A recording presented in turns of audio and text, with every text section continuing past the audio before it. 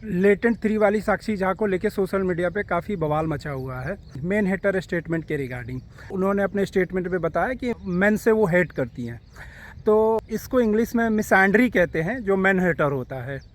जे कृष्णमूर्ति साहब का एक स्टेटमेंट है कि जिस क्षण हम किसी व्यक्ति से नफ़रत करते हैं तो उसे हम एक लेबल दे देते हैं, और जो ही आपने लेबल दिया तो आप उस व्यक्ति को देखना बंद कर देते हैं और आप अपनी धारणा बता रहे होते हैं।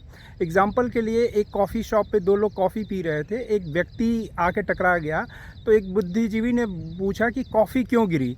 उसने कहा कि टकराने की वजह से गिरी। कहा कि नहीं, कॉफ़ी इसलिए गिरी कि आप कॉफ़ी पी रहे थे, अगर आप चाय पी रहे होते तो चाय गिरती। तो इसका बात का मतलब ये होता है कि हम दुनिया को या समाज को या किसी को भी कुछ भी कहते हैं तो हम उसके बारे में नहीं कह रहे होते हैं, हम अपनी धारणा बता रहे होते हैं कि मैं ऐसा समझता हूँ। किसी के मेन हेटर कहने से ना तो कोई पूरी मर्द समाज बुरा हो जाता है, ना कभी कोई महिलाओं के बारे में कहने से ना पूरा महिला समाज बर्बाद हो जाता है।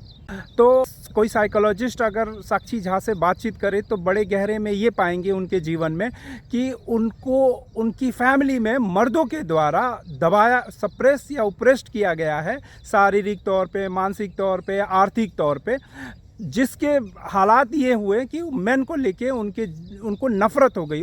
इवन उन्होंने अपने पिताजी के भी बारे में कहा कि मैं अपने पिताजी से भी नफ़रत करती हूँ क्योंकि वो भी मैन है, दादाजी भी इससे भी नफ़रत करती हूँ क्योंकि वो भी एक मैन है। कोई साइकोलॉजिस्ट बातचीत करेगा तो बड़े आसानी से निकाल सकता है कि उनके जीवन में मर्दों को लेके ये परेशानी क्यों बनी, और उसका कारण उनके व्यक्तिगत जीवन में सप्रेस्ड किया गया है उनके परिवार के द्वारा ही, चाहे वो मानसिक हो, चाहे आर्थिक हो, या वो शारीरिक हो।